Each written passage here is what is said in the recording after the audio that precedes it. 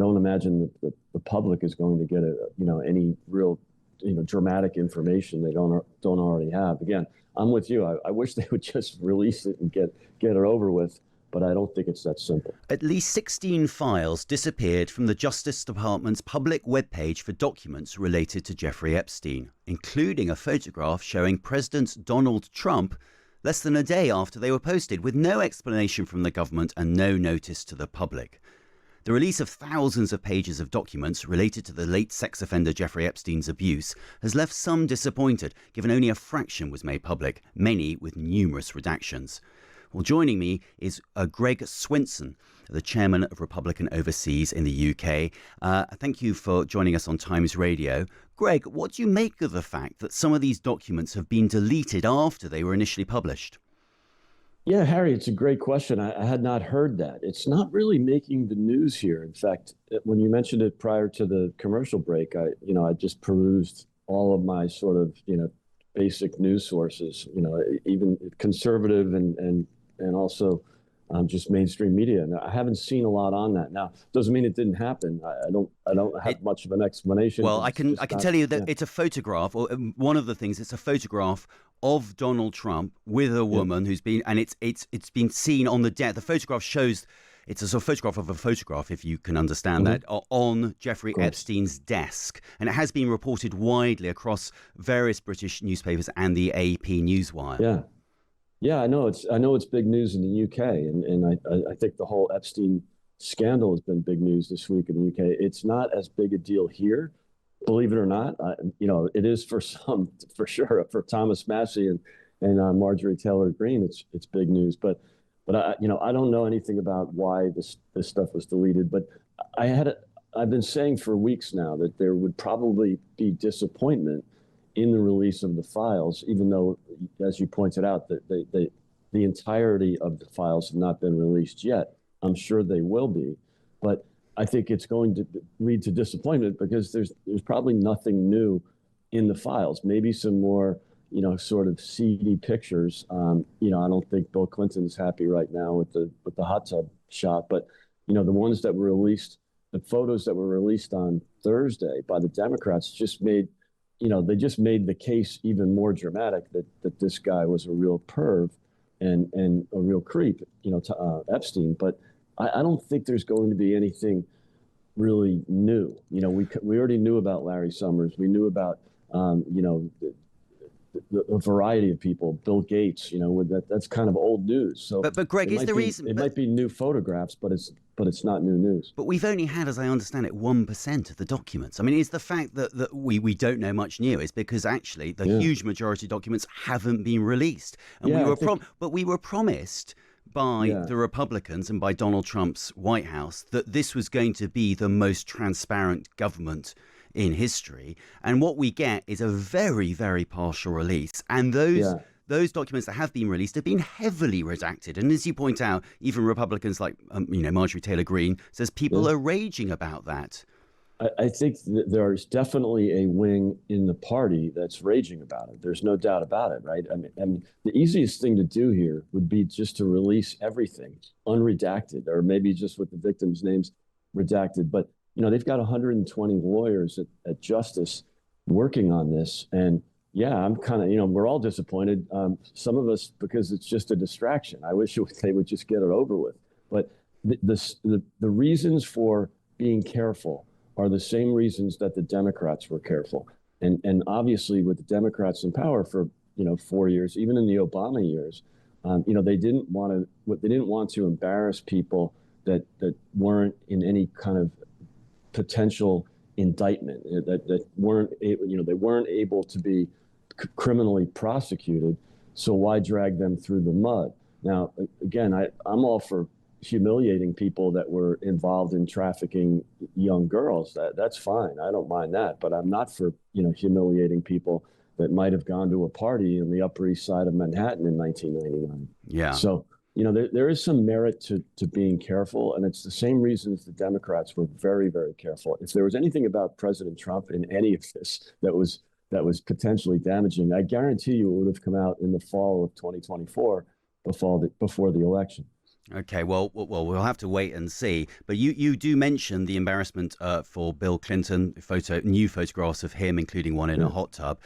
He's obviously previously denied wrongdoing, and his statesperson, his statesman Yeah. spokesperson, has reiterated that, saying he knew nothing about the terrible crimes. I'm just wondering how much you think the 42nd president is being set up by the White House as sort of a fall guy for Donald Trump. Let's put the heat on Bill Clinton rather than on Donald Trump.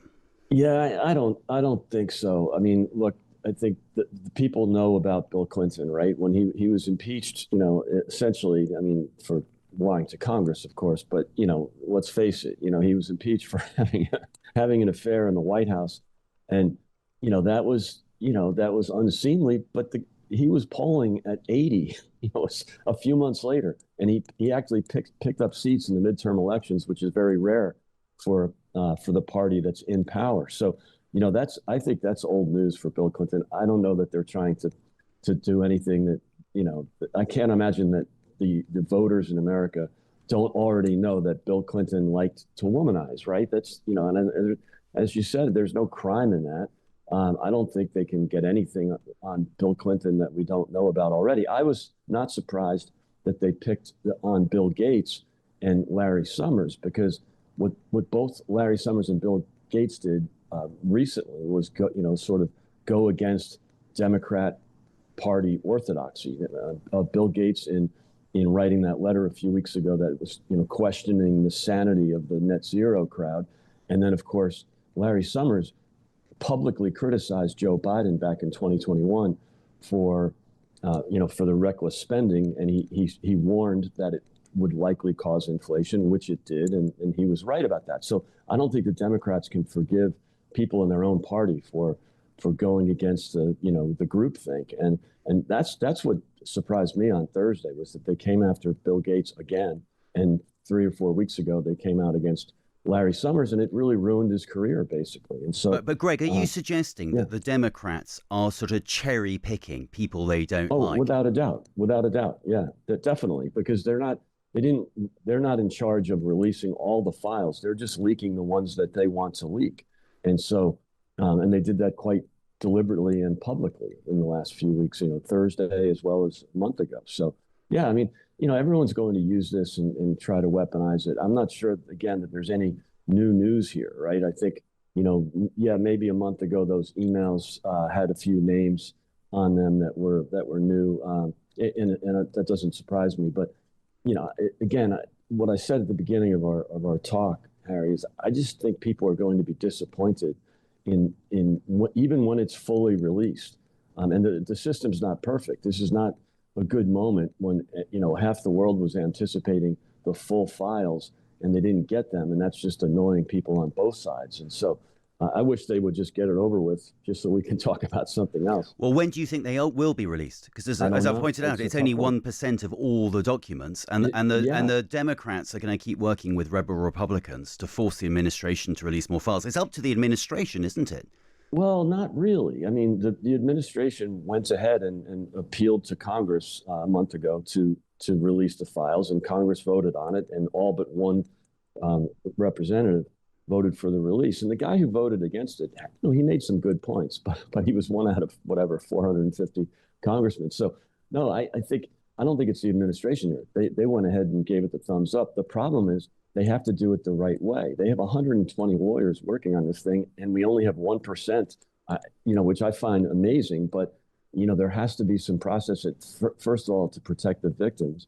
Now, I don't know how hard it is to redact the victims' names from these files, but maybe there's more to it. And there are some laws around this. This is the reason. When the administration appealed to the grand jury to release, they appealed to a court to release grand jury testimony, and the court said no, because there are rules around releasing grand jury testimony. You just can't flip the switch. There has to be protections in place that especially for people that were either indicted or in most cases with the Epstein files, they chose not to indict because there just wasn't evidence enough to even have an indictment. Forget about a criminal conviction.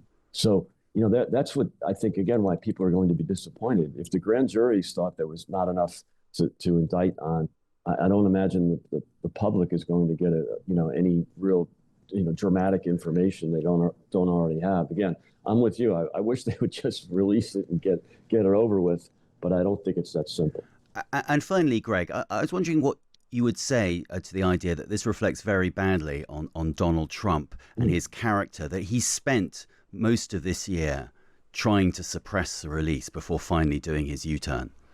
Yeah, I mean, look, it was not a good moment for the president when he was polling at 20 on this particular issue. I mean, by all means, I don't think he polls lower on any other particular issue. So it became a political liability. That's why he flipped on it a few months ago. But let's go back. He campaigned on releasing the files.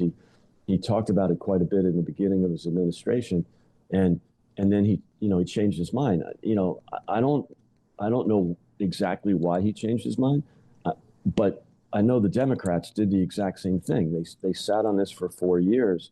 There's obviously some reasons to do that, and this is maybe it's just more complicated than we thought.